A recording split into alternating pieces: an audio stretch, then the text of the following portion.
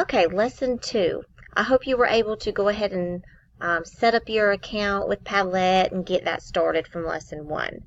Alright, so in lesson 2, this is where we're going to create a new board. So, to get a new board, you come over to this pink oval where it says Make a Padlet. So click on that.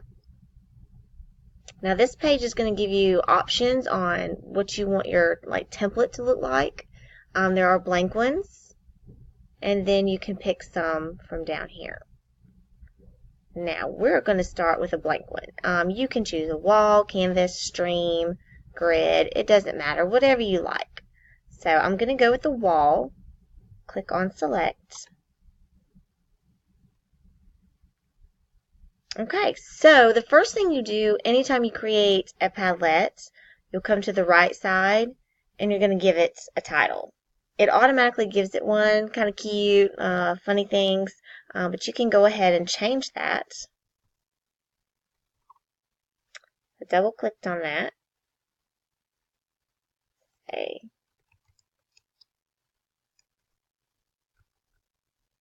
Help class. So title it whatever you need to. If you want to give it a description, you can do that. So I will say teacher collaboration. Okay. Now below this is where you can pick from wallpapers. So they've just recently added a lot more. We'll click on that. All right, so if you want to add your own, you can do it here if you've got a picture or something. These are the ones that they offer. So you may want one that kind of pertains to your subject, or you just may want to pick one that's just cute to you or fun or anything like that. Okay, so I'm going to pick Saturday. Everybody loves Saturday. Okay, so let's go back to arrow. So we're on our modify page still. If you go down, you can change the colors of your post, light to dark. You can change the font. And you can put icons. They've got more right here. So let's make this one all about sports. Okay, go back.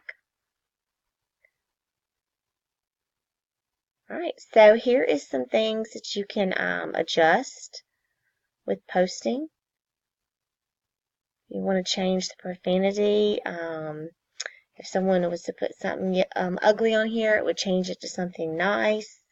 You can click on the attribution, and that will put an author's name every time they post something, because if you're collaborating, there's going to be different people using it.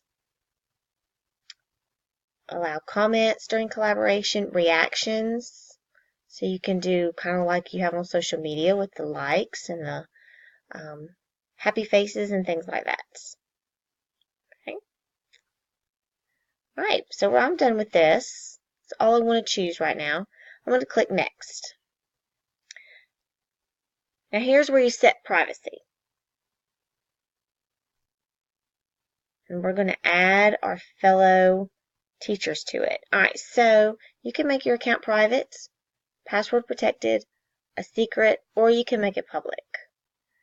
So below here, the people you give access to, you can allow them to read it, write on it, moderate it. I'm going to click moderate, so that way we can all work together. Alright, so add contributors.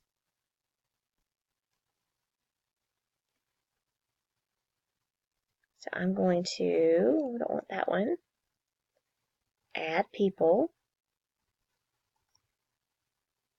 There I am. But you can just completely add their full email if you want to. Okay. That's how we add people. So this person can moderate.